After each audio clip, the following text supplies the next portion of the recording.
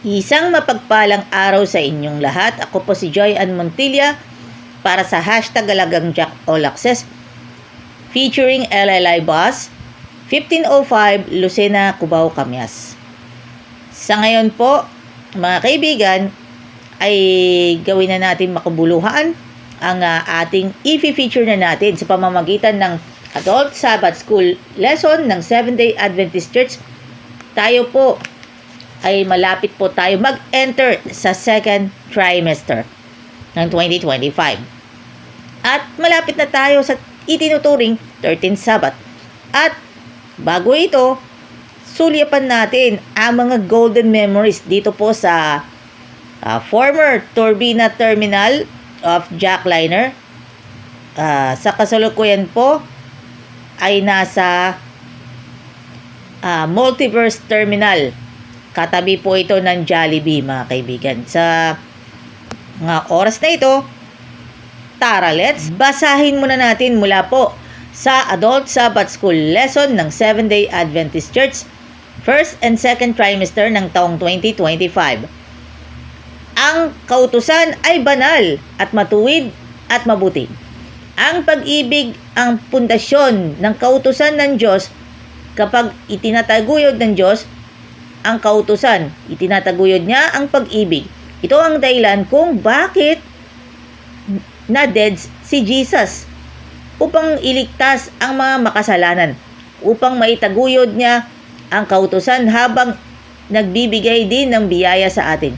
Kaya siya ay maaring maging parehong makatarungan at pagpapawalang sala sa mga sumasapalantaya. Anong pagpapahayag ng pag-ibig? Alinsunod dito, ang kautusan ay hindi pagpawalang bisa ng proseso ng pagtubos. Sa halip, ito ay higit pang pinagtibay. Bagamat ang ilan ay naniniwala na ang biyaya at pagtubos sa pagpapawalang bisa sa kautusan, malinaw na sinabi ni St. Paul na hindi tayo dapat magpapatuloy sa kasalanan upang ang biyaya ay magana.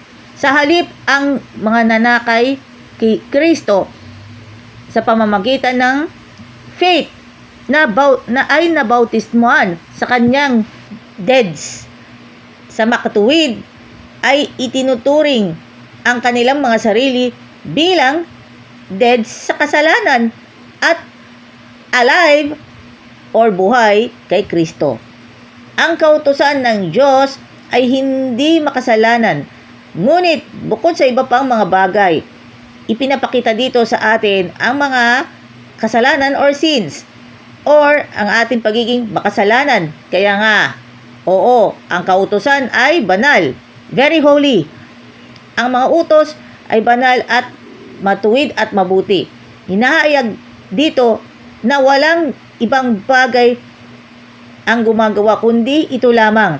Ang ating malaking pangangailangan ng kaligtasan, ang pagtubos, ang kaligtasan at pagtubos na dumarating lamang sa pamamagitan ni Jesus Christ. Alinsunod dito, di natin pinawalang saysay ang kautusan sa pamamagitan ng faith, kundi pinagtitibay pa na natin ang kautusan. Si Jesus Christ ay naparito hindi upang sirain ang kautusan, kundi upang tuparin ang lahat ng promise sa kautusan ng mga prophets.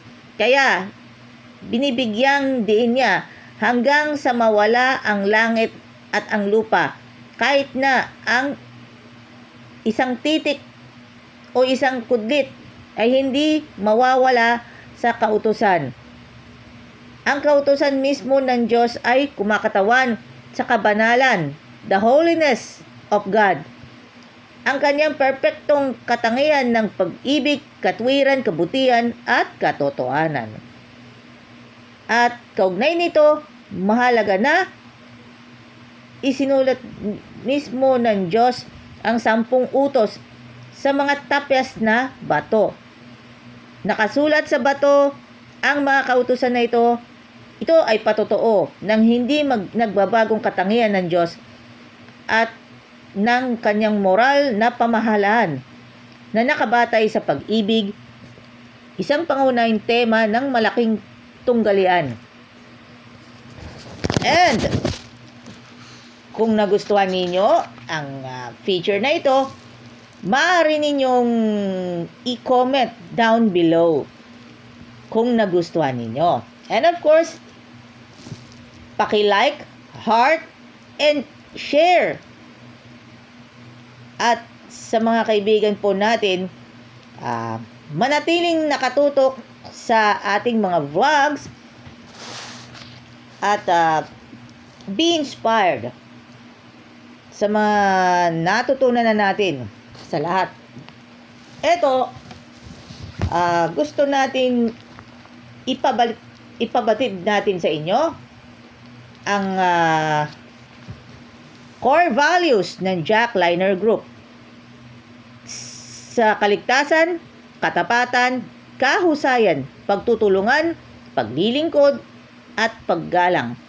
At ang World Adventist Church core values: kahusayan, integridad, paggalang, pagkakapantay-pantay, pagkakaisa, pagkakaiba-iba, at paglilingkod.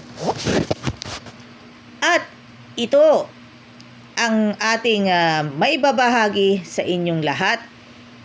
Shout out muna tayo kila Edmar Perlada, Jerson Riaño, Marco Pitahin, Arnel de la Cruz, Anna May C., Juliet Iwayan, and of course, MJ Ebdani and Marian Oliva. And big shout out kay Kuya Sunny Marsigan.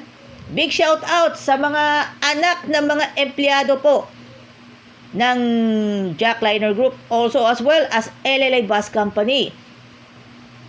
I-enroll ang mga kaibigan po natin sa LLI. I-enroll ang inyong mga anak sa SELC Adventist School. Bagamat magandang turo, world class ang pagtuturo ng mga iba't ibang asignatura, also as well, ang pinakamahalaga ay ang Bible subject. And sa mga kaibigan po natin sa SELC Adventist School San Rafael, the school leads for Jesus. Sa mga kaibigan po natin at inaanyayahan po sa inyo, ongoing pa rin ang crusade ng Pennsylvania Conference. Mabuhay po tayo. God bless.